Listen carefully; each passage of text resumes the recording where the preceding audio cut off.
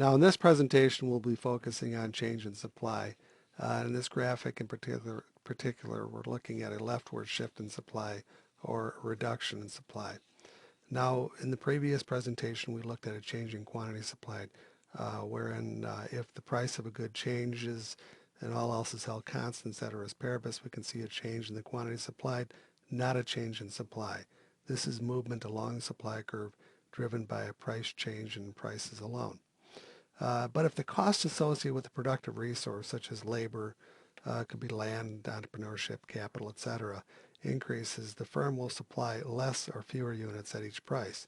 In this case, the entire supply curve shifts to the left or upward. This is termed a change in supply. In this example, we are looking at a movement from supply 1 or S1 to supply 2 or S2, where the price remains the same in this example again at $3, while the quantity supplied falls from 3 oranges to 1 orange. Now in this graph we're showing a rightward shift in supply or an increase in supply. Again in this example we're moving from S2, supply 2 to S1 or supply 1. Price again remains the same, but the quantity or quantity supplied increases from 1 orange to 3 oranges. Now, just briefly, some factors affecting supply. We can have a change in the cost of inputs. Cost increases would shift the supply curve leftward.